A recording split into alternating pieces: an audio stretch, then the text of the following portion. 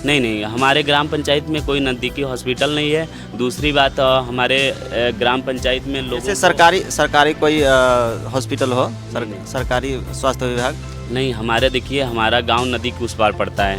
ये 4 गांव हैं, परशुरामपुर, फाजिलपुर, पूरनपुर और जमका। ये चारों गांवों में इतना ज़्यादा दिक्कतें झेलनी पड़ती हैं लोगों को।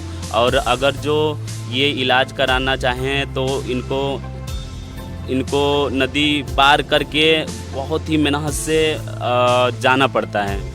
कि एक बार इन चारों गांवों में जाके समस्याएं देखें ताकि उन लोगों को मालूम चल सके कि ये गांव वाले कितने समस्याओं से जूझ रहे हैं। आपको गांव वाले वोट क्यों देंगे, इसके बारे में आपका क्या कहना है? नमस्कार भाई और बहनों, आज मैं आ चुका हूं ग्राम सभा सरसंडा में, जिला बाराबंकी, युवा नेता से मिलने, जो कि सोशल मीडिया पर काफ़ी एक्टिव रहते हैं।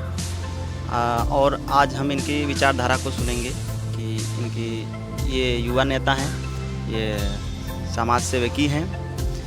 और सबसे पहले तो इनका परिचय लेना चाहेंगे, तो अपना परिचय बताइए। और सबसे पहले जो भी आपके चैनल के माध्यम से हमारा वीडियो देख रहा है उसको प्रणाम। और मेरा नाम अमरजीत है, मैं ग्राम पंचायत सरसंडा का निवासी हूं और मैं प्रधान प्रतिनिधि के रूप में आने वाला हूं।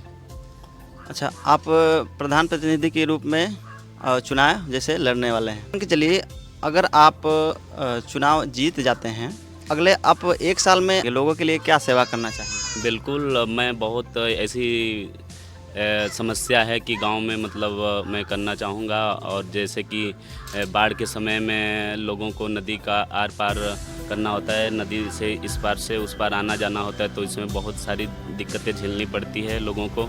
आपने राजनीति में आने का क्यों निर्णय लिया? मैं राजनीति में आने के लिए सबसे पहले इसलिए निर्णय लिया कि जो भी प्रत्याशी आता है, न पढ़ा रहता है न लिखा रहता है, तो मैं चाहता हूं कि जो भी प्रत्याशी हो पढ़ा लिखा हो और मतलब शिक्षित हो।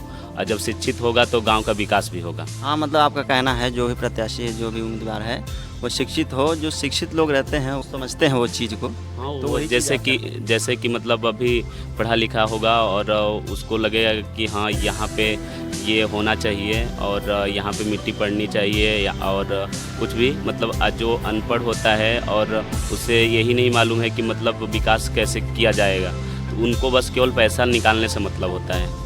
आपके परिवार का सामाजिक और राजनीतिक क्या इतिहास है? मतलब इसके पिछले आप चुनाव लड़ चुके हैं या कोई उम्मीदवार रह चुका है इससे पहले? नहीं, हमारे घर से कोई मतलब राजनीति में नहीं था, पर हमारे पापा मतलब थे और एक बार चुनाव भी लड़े बीडीसी का और फर्स्ट ही टाइम मतलब चुनाव निकाले भी हैं।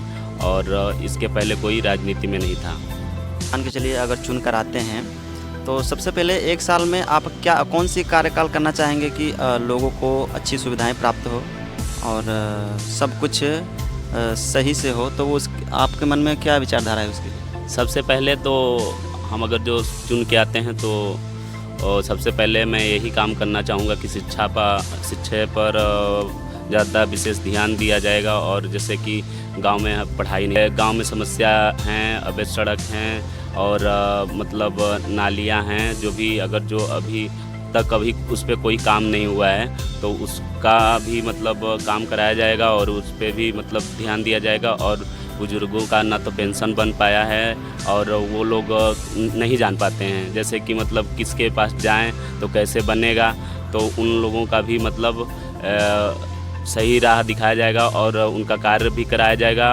अभी तक ऐसे कई लोग हैं कि मतलब ना तो उनका राशन कार्ड बना है और ना तो गल्ला पाते हैं, और वो लोग जान नहीं पाते हैं कि कैसे क्या होगा और लोग बेचारे घूमते रहते हैं, तो उनको कोई बताने वाला नहीं है कैसे क्या होगा। तो मैं उनको भी उनका कार्य करवाने का काम करूँगा और जो भी गांव में छोटी मोटी समस्या होता है वो भी कराऊँगा। अच्छा, आपके अनुसार गांव में सबसे बड़ी समस्या क्या है इस वक्त? मेरे अनुसार सबसे गांव में बड़ी समस्या यही है कि नाव से घाघरा नदी में बाढ़ के समय में जब भी मतलब बाढ़ आता है। अभी तो बाढ़ क्षेत्र इलाका अभी तो मौजूदा बाढ़ आ चुकी है, तो पूरा जल भर चुका है आपके इलाके में। तो उस चीज़ में आप क्या सहयोग करना चाहेंगे? जैसे लोगों को क्या सेवा देना चाहेंगे?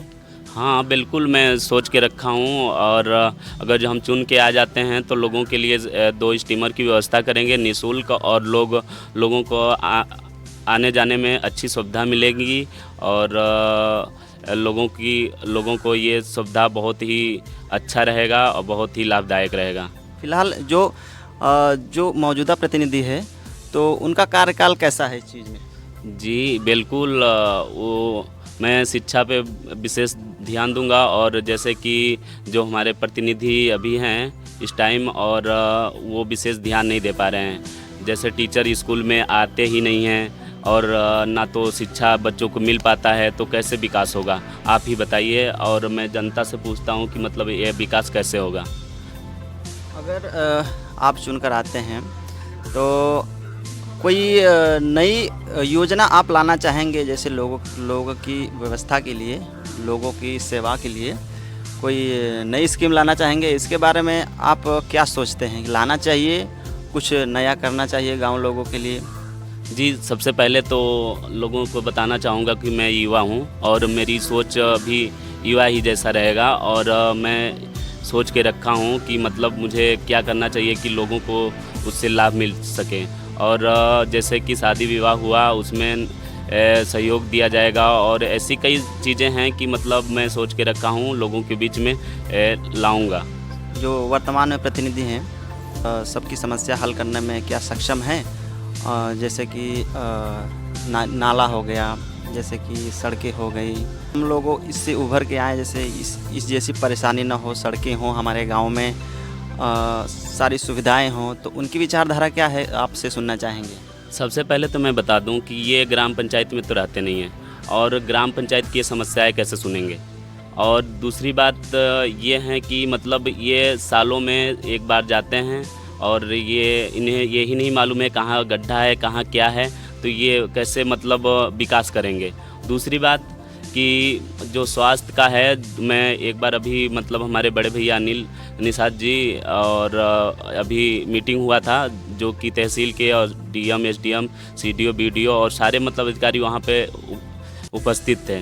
तो उनके सामने हम लोग एक सवाल रखा कि आप बताइए बाढ़ के समय में अगर जो कोई भी समस्या लोगों को होता है स्वास्थ्य के हिसाब से, अगर जो कोई भी समस्या हो जाता है तो लोगों को बीमारी हो जाती है, बुखार हो जाता है, बाढ़ के समय में ये सारी दिक्कतें आती हैं, तो ये लोग कैसे मतलब हॉस्पिटल तक पहुंचेंगे। मैं यही उन लोगों से कहना चाहूँगा कि मतलब इस पे विशेष ध्यान देंगे ताकि वहाँ पे एक कैंप बनवाएं और लोगों का वहीं पे इलाज हो सके। स्वास्थ्य कैंप एक बनवाएं और स्कूल पे और वहीं पे इलाज हो सके। बाढ़ के समय में ये सारी दिक्कतें झेलनी पड़ती है लोगों को। अच्छा, आपके ग्राम सभा में जैसे कोई नज़दीकी कोई हॉस्पिटल है नहीं, हमारे ग्राम पंचायत में कोई नज़दीकी हॉस्पिटल नहीं है। दूसरी बात हमारे ग्राम पंचायत में लोगों जैसे सरकारी कोई हॉस्पिटल हो सरकारी नहीं। हमारे देखिए हमारा गांव नदी के उस पार पड़ता है। ये 4 गांव हैं, परशुरामपुर, फाजिलपुर, पूरनपुर और जमका। ये चारों गांवों में इतना ज़्यादा दिक्कतें झेलनी पड़ती हैं लोगों को और अगर जो ये इलाज कराना चाहें तो इनको नदी पार करके बहुत ही मेहनत से जाना पड़ता है और ये लोग बहुत ही परेशान रहते हैं और बहुत ही पीड़ित रहते हैं। मैं चाहता हूँ इसलिए कि स्वास्थ्य केंद्र एक बने ताकि लोगों को वहीं पर ही इलाज हो सके। अच्छा, मैं एक चीज़ और आपसे पूछना चाहूँगा कि आपको गांव वाले वोट क्यों देंगे, इसके बारे में आपका क्या कहना है? आप मतलब आपको क्यों चुनना चाहिए? आप में क्या खास बात है? लोग आप में क्या देखते हैं तो आपको लोग क्यों चुनना चाहेंगे? जी बिल्कुल, ये तो बहुत अच्छा क्वेश्चन है और सबको करना चाहिए और प्रतिनिधियों से करना भी चाहिए। जैसे कि सबसे पहले शिक्षा, जो व्यक्ति पढ़ा नहीं है, जो मतलब लोगों की समस्या नहीं सुन सकता है, ना तो पढ़ा है तो लोगों की समस्या कैसे सुनेगा। जो कक्षा 1 तक पढ़ा है, कक्षा 2 तक पढ़ा है, वो राजनीति कर रहा है। जो इंटर BA BSc किया है और वो राजनीति में आ रहा है तो कुछ तो खूबी उसके अंदर होगा। दूसरी बात कि एक 25 साल का लड़का IAS IPS ये बन सकता है और पूरा जिला चला सकता है, तो ये एक इंटर BA BSc किए हुए लड़का क्यों नहीं पूरा ग्राम पंचायत चला सकता है। आपकी नज़र में एक अच्छा नेता की पहचान क्या होती है? जी बिल्कुल, एक अच्छा नेता की पहचान यही होती है कि ज़मीनी स्तर पे जो भी कार्य करे नेता और निष्पक्ष रूप से मतलब लोगों की समस्या का समाधान करे और जो निष्पक्ष रूप से निर्णय ले, वही अच्छा नेता होता है। अच्छा ये बताइए कि आपका ग्राम सभा बाढ़ क्षेत्र इलाका है। क्या बाढ़ के समय में कौन सी दिक्कतें आती हैं, वो आप बताना चाहेंगे? जी बिल्कुल, बाढ़ के समय में ऐसी कई समस्याएं हैं कि मैं आपसे बताना चाहूँगा और लोगों से बताना चाहूँगा जो भी वीडियो देख रहा है। लोगों को पानी स्वच्छ नहीं मिल पाता है, इसी कारण लोग बीमारी से ग्रसित होते हैं और बाढ़ के समय लोगों को खाने की सामग्री भी नहीं मिल पाती है। कईयों दिनों तक ये लोग भूखे भी रहते हैं। जैसे सरकार कोई व्यवस्था नहीं करता है क्या? जैसे बाढ़ आ चुका है, पानी भर चुका है, लोगों को खाने पीने में दिक्कत होता है और सामान इकट्ठा करने में दिक्कत होता है, तो सरकार भी कुछ मदद नहीं करता है क्या? जी, करती है, सरकार मदद करती है, पर बहुत वो मदद जो करती है वो उसके लिए ये लोगों को बहुत, ये चारों गाँव को, परशुरामपुर, पूरनपुर, हाजीपुर, जमका, ये चारों गाँव को बहुत ही कष्ट काट के नदी पार करके जाना पड़ता है। किट लाते हैं लोग और उसमें भी बहुत बड़ी जोखिम उठाना पड़ता है। ऊपर से कईयों लोगों का ज़मीन था जो कि हमारे ग्राम पंचायत में पट्टे की ज़मीन थी और कट गया है। मैं अधिकारियों से निवेदन भी करता हूँ और तहसील के अधिकारियों से भी निवेदन करता हूँ और लेखपाल साहब से भी अनुरोध करता हूँ कि उनका निरीक्षण कर उन लोगों को जो भी कटी का भुगतान मिलना चाहिए उन लोगों को अवश्य दिलवाएँ। अच्छा एक चीज़ और आपसे पूछना चाहेंगे कि आपके ग्राम सभा में जैसे बाढ़ क्षेत्र इलाका है, तो पीने का पानी आपको साफ मिल जाता है गाँव लोगों के लिए?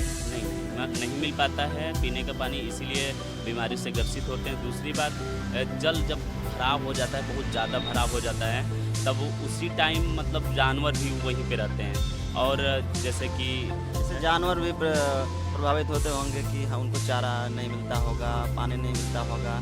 चारा छोड़ दीजिए, चारा तो अलग बात है, चारा तो मिल नहीं पाता है। दूसरी बात, ये जानवर उसी पानी में खड़े रहते हैं, भरे पानी में खड़े रहते हैं कि पानी कब हटेगा, हम लोग बैठेंगे, और ऐसे तो इसी कारणवश मतलब कई जानवरों की जान भी चली जाती है और मतलब उन लोगों को कोई सुविधा नहीं मिल पाती है। इसके अलावा और कुछ आप कहना चाहेंगे? जी बिल्कुल कहना चाहूँगा कि एक बार हम अपने तहसील के अधिकारियों से और जो भी अधिकारीगण हैं उन लोगों से अनुरोध करूँगा कि एक बार इन चारों गाँव में जाके समस्याएं देखें, ताकि उन लोगों को मालूम चल सके कि ये गाँव वाले कितने समस्याओं से जूझ रहे हैं। अच्छा, तो आपने देखा कि ये एक युवा नेता हैं और एक प्रत्याशी के रूप में खड़ा होना चाहते हैं, लोगों का सेवा करना चाहते हैं, तो अपना एक छवि बनाना चाहते हैं। तो वीडियो अच्छा लगे तो ज़्यादा से ज़्यादा शेयर करें ताकि हर कोई देख सके, हर कोई जान सके इनकी विचारधारा को, कितनी अच्छी विचारधारा रखते हैं गाँव वासियों के लिए। तो यहीं पर अपना बातचीत हम समाप्त करें।